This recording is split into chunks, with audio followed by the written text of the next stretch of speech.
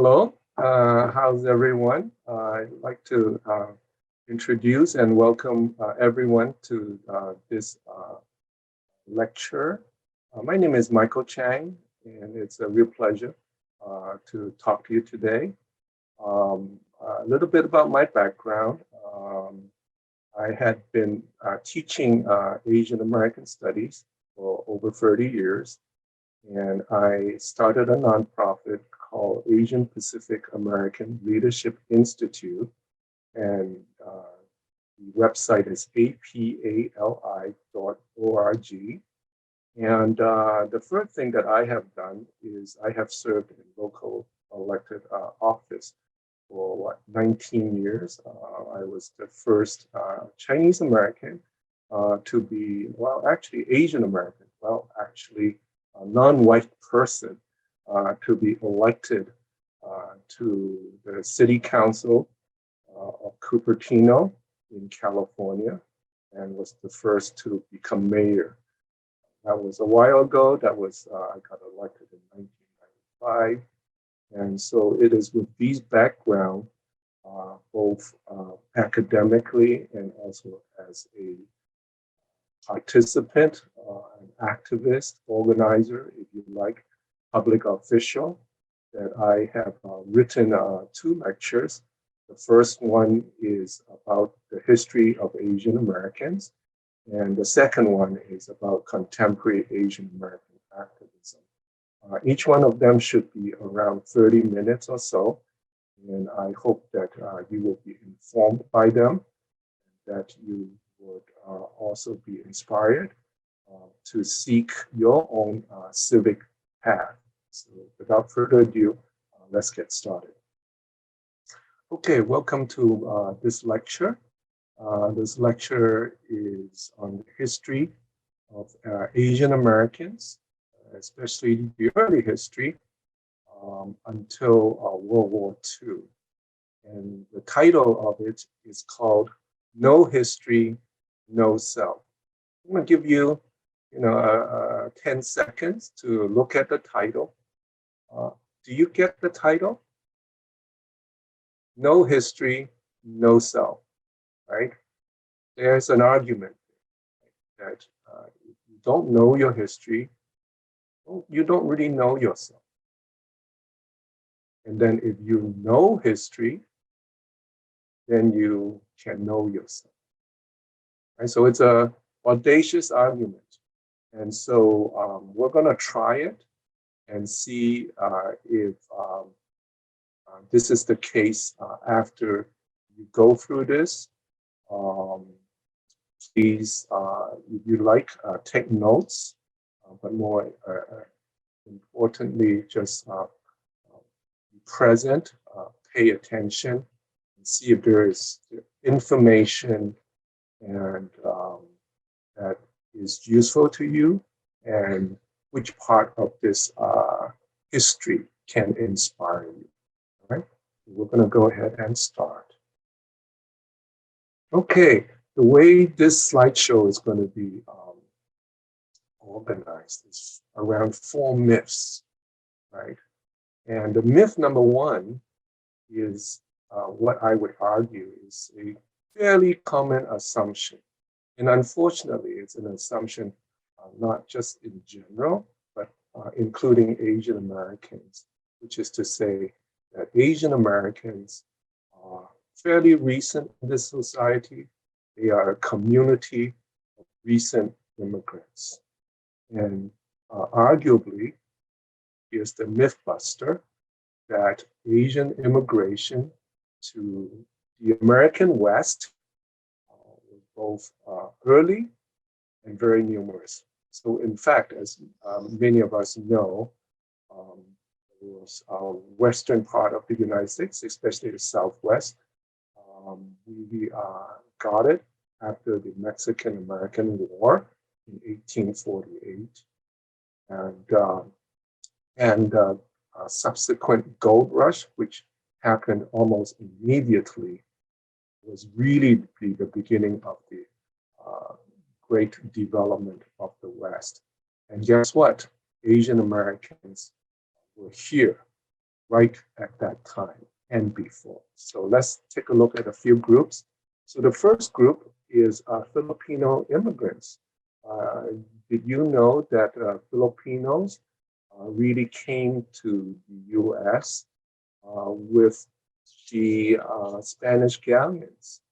And so not only were they in Latin America, they came to Louisiana, and there were settlements of Filipinos who actually escaped the galleons as early as 1763.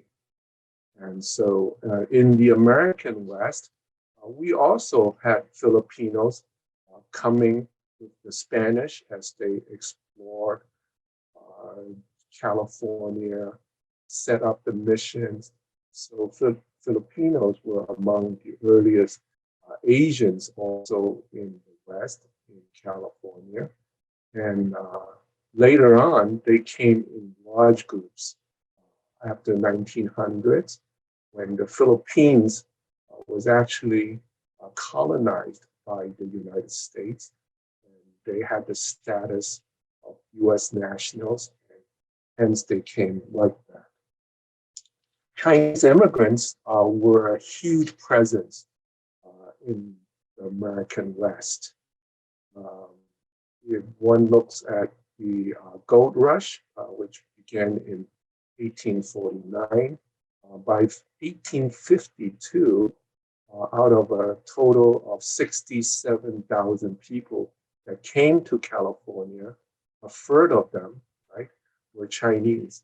And so what you will find is that during this very formative early period of California history, the Chinese were engaged. They were the labor of choice in almost all the industries, all the work to open up the country and develop it. And the reason being that there were actually very, very few people in California before the gold rush. So the Chinese came. Japanese immigrants came around the 1890s to the U.S. mainland after about 10 years working on plantations in Hawaii.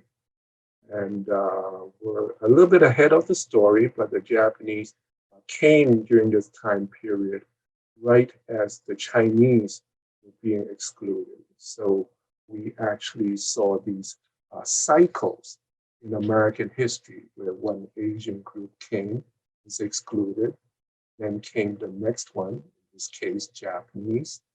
And then later on, the Japanese were excluded and the Filipinos were relied on as main laborers.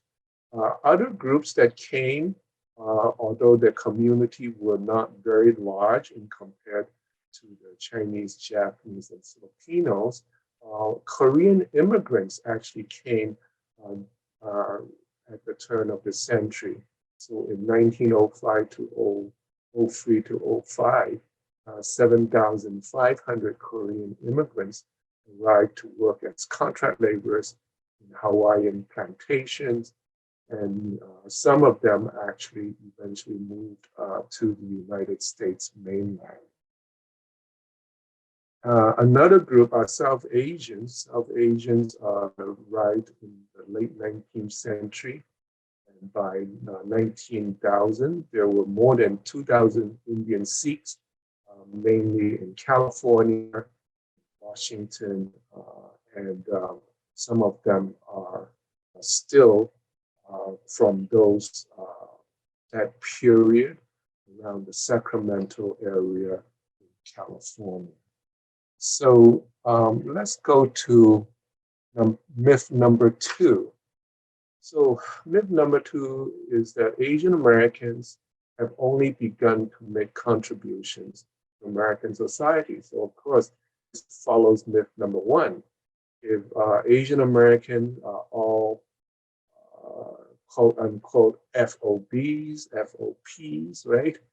Then they couldn't have done that much. But if we argue that say, no, there were lots of Asian American communities here, right? The American West. Then it goes on, and we could argue that no, actually, the West was really built on the back of Asian labor, just as the South was built on the backs of African slave labor. So this is an audacious argument, and there are lots and lots of statistics to back this up, because the West really just didn't have people here. The Native Americans died off, unfortunately, in vast numbers, even though the number they started off with weren't even that big. And so Asians were the labor of choice to build the West. And most of this history has been, first it was oppressed, then it was forgotten, and only recently reclaimed by Asian Americans and ethnic studies, right? So, so first of all, the Chinese immigrants by 1870s, 2 decades after the gold rush, as many as a quarter of the Chinese, of the labor force in California were Chinese immigrants. Can you imagine that, right? So one comparison might be for those who live in California, right? California is now probably about 15% Asian Americans, all the Asian groups added together, right?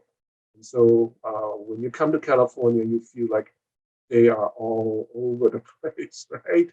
And they are so prevalent in all sectors of different occupations and so on. Well, guess what? In 1870s, a quarter, right, more than 25% of all the labor force, right, in California were Chinese immigrants. And hence, they were able to engage in many different kinds. The most famous must be the building of the railroad. And the railroad had two parts. The western part was the difficult part, and 90% of the crew were Chinese. In the 1860s, building the Transcontinental Railroad, numbering over 13,000 workers. Today, when people think of farm laborers, most people in California would think of Latino and throughout the South, Mexican, Latinx farm laborers. But guess what? In the 1860s, 87% of the farm laborers were Chinese, right? The miners were made up about 30% of all the miners, not only in California, but throughout the West. Japanese immigrants, which came after the Chinese, were excluded, right? So that by the 1910s, 2/3 of Japanese immigrants worked on farms. They were instrumental in establishing the West as the epicenter of the food culture, so agriculture. So just as tech is king in California today, agriculture was king, right? Throughout the 20th century, and the Japanese were a crucial part of the agricultural economy. So by 1941, when Japanese Americans were sent to concentration camp, right, during World War II, they actually produced up to 35% by value of all commercial truck crops in California, right? And they were actually the first group of color, if you like, that were really becoming middle class.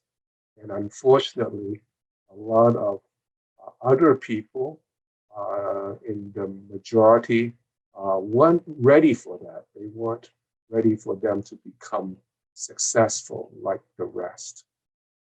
So early Filipino immigrants, over 100,000 came and by the time they came, mostly in the 20s, there was a huge surge of Filipino immigrants who were able to come as US nationals, right?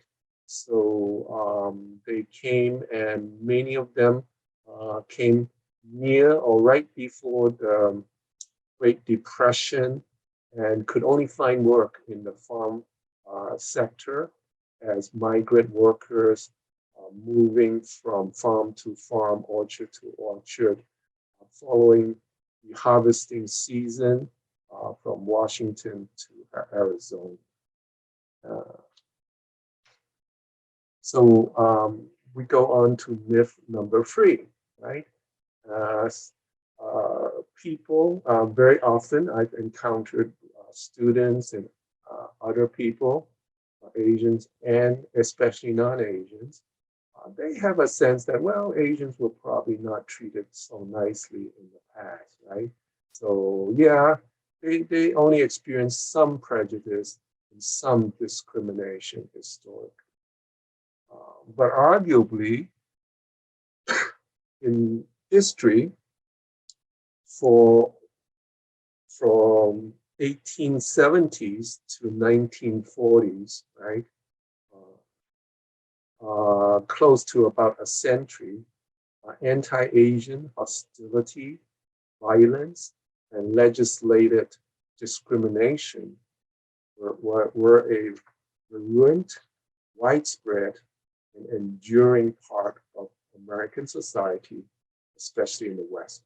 This was built into the fabric, right, of American society, that hardly a decade, hardly a year would go by without any of these. There were literally hundreds of laws passed at every level, local level, city level, county level, state level, and national level through the Congress that were passed against Asians during this period, which we call the period of Asian exclusion. Right?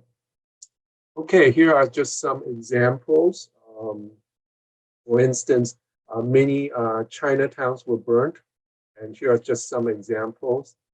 In California, Santa Ana, San Jose, in Denver, Colorado, Tacoma, Washington. Chinese were incredibly widespread, and Chinese settlements, some of them are really small, just a few streets, almost like a China street, and then others are Chinatown, actually numbered in the hundreds in the West. And many of them were burnt down. So there were cases of killing. So the more famous one was 1871, Los Angeles Chinese massacre. 19 were killed.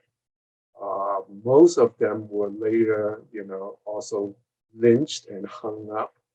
1885 in Rock Springs, Wyoming, 28 Chinese were killed. And then later on, when the Japanese came, there was an anti-Japanese exclusion movement that was very active. And in 1924, Congress passed an Immigration Act to exclude all Asian immigration. In the 1930s, a mob of 500 white men roamed Watsonville in California, attacking Filipino migrant workers after they were seen dancing with white women. Right? One Filipino, at least, was killed. In 1934, California passed a law prohibiting marriage between Filipino and white residents. These laws are called anti-miscegenation laws and remain on the books and practice at least to the 60s, right?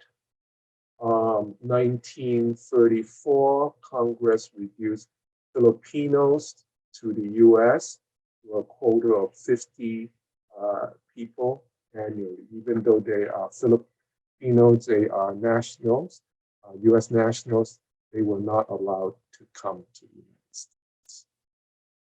Okay, laws. So the earliest granddaddy of all exclusion law was this one, the 1719 naturalization law, where Congress limited naturalization rights to free white persons, right? So what that means is that if you're not white, right, you can't become a naturalized citizen. And so this became very problematic for Asians, such that for the first century, really, Asians, no matter how long they were here. So, for instance, Chinese might have come in 1850s and came. Let's say they came when they were 20 years old and lived here for 60 years, right? So until they're 80 years old, they might have spent all their life, most of their life, in the United States. They could not become naturalized citizens, right? Um, so 1879, we go to the state level and look at the state constitution of California. And remember how I argued that from the 1860s to 70s, right? The Chinese were really the labor of choice in building up California in all kinds of occupations and sectors. The California Constitution, after the building of the Transcontinental Railroad and white migrants were coming to California, decided to exclude the Chinese. And this constitution defined Chinese immigrants as aliens ineligible for citizenship, right? So they say, hey, these are foreign people. They are not to become citizens, right? And not only that, they were defined as dangerous to the well-being of the state, right? So it's drive-out time to get rid of the Chinese, and that would, include many things, including most basically allowing them to make a livelihood. So business and government public works were prohibited to employ Chinese. In 1882, you might have heard of the Chinese Exclusion Act.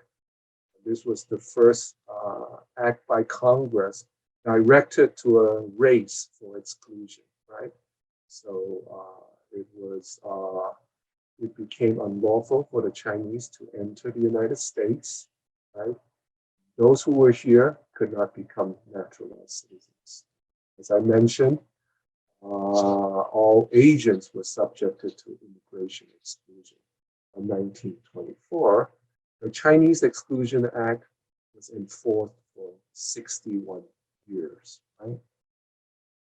Okay, in the 1920s, the alien land laws, and as you remember, I just mentioned that the Japanese Americans were incredibly good farmers and successful farmers, right? And so a lot of laws were set up to stop them, right? To exclude them, right? So many states in the West, including California, Washington, and other states, right, all had these alien land laws, which tried to make it impossible for Japanese immigrants to own land. Okay, here is a depiction. I take this out because you could almost see the terror, right? This is actually what it was like in the West for Asians, right? Random terror throughout many, many decades. And in this case, it's up in Denver, right? And this is actually an illustration. I guess it must be right before the time of photography, right? So this is a local newspaper that showed anti-Chinese riot in Denver, burning of that China.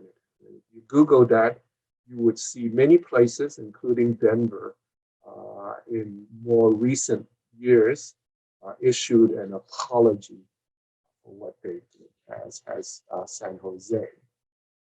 Okay, myth number 4. And so there is this idea shared by many people, unfortunately, that Asians are passive and just accept social injustices. And historically, however, what we find is not necessarily the case, right? Asian Americans, in fact, were very active in the US Supreme Court. Almost every major discriminatory law was fought by Asians in the courts, and very often all the way up to the US Supreme Court, even though it took years to get there. This was true in the 19th and 20th century and among different Asian groups. I have to say, there were many times where they were not successful, right, because of the climate of the society. But I think the important point we should learn is that Asians, like other people, always try to fight back against injustice. Okay? So let me give you some examples. 1886 was Yick-Wo versus Hopkins, very important case. And the reason that this case is important is that the US Supreme Court ruled that laws with discriminatory intent were unconstitutional. So in this case, the Chinese was asked to do something that other people was not asked to do, right? So it was ruled unconstitutional, very important. It was the first case to use the Equal Protection Clause of the 14th Amendment, which prohibits states from denying any person within their jurisdiction the equal protection of the law. And this was an important win, early win for Asian Americans. 1867, a Chinese railroad workers strike. So the railroad, which really transformed travel from the East Coast to California, instead of traveling months by these wagons, right? Now one can travel in a matter of a week to 10 days. And literally thousands of Chinese, well, as we said, 13,000 Chinese built. And a lot of people don't know, like 1,000 Chinese actually died building this transcontinental railroad, right? They were treated so badly that thousands of Chinese struck, right, in 1867. They demanded an end to beatings. They wanted increased wages and work hours equal to the whites. Because they were in the Sierra Nevada, where it was snowing, snow country, and there was no food coming in, they had to eventually call off the strike, right? But this was the largest worker strike in the US up to that time. 1897, US versus Wong Kim Ark. This is another important case. The US Supreme Court ruled in favor of birthright citizenship, such that US citizenship is entitled to both foreign-born children of US citizens, which means that if I'm a US citizen, and let's say I go live in, India, right? And I give birth to a child there, my child would be a US citizen, right? And so that's one part of it. The other part of it is that if a child is born in the United States, and even though the parents are not citizens, the child is a US citizens. So this is incredibly important. And we see Asians, challenging all the way to Supreme Court and making these historic, judgments. Okay, in 1903, we had what's called the Japanese and Mexican Labor Association. It was amazing. The Japanese Mexican Labor Association, JMLA, was one of America's first multicultural labor unions, formed in Oxnard, California. They were beet growers over there. And it grew to a membership of 1,300. And the group actually had to communicate through interpreters and even had a successful farm strike, the first ever in Southern California. Okay, naturalization rights cases. So as I mentioned earlier, naturalization was only for whites only, right? And so lots of groups have problems with that. The Chinese had a problem with that and fought all the way to the Supreme Court. The Japanese in the Takeo Ozawa case in 1922 fought all the way to the Supreme Court. The Asian Indians also had a problem with that, right? Bhagat Singh Tin, 1923, fought all the way to the Supreme Court to challenge this construction of what is whiteness, right? And unfortunately, the court in each of those cases upheld the white-only rule. But the important thing is that they were continually being challenged. Japanese American internment, probably one of the greatest crises in Asian American history, where whole people, Japanese American, close to 120,000, were sent to concentration camps without trial, right, for up to 4 years, right, and there were free Supreme Court cases during World War II. Minoru Yasui, Hirabayashi, Karamatsu, all against the U.S. that worked its way to the U.S. Supreme Court. And unfortunately, all three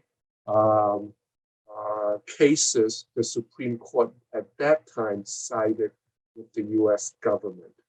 However, right, in 1983, 63-year-old Karamatsu, right, and a legal team of mostly young, relatively young Japanese American lawyers, not all, but most, successfully reopened this case and argued that the government, they had these scholars that found in old archives that the government actually hid evidence. The government knew that the Japanese Americans were not a threat, but did not share those information with the courts, so that they had deceived the court, that they had withheld important information, and so his conviction was overturned by a federal judge.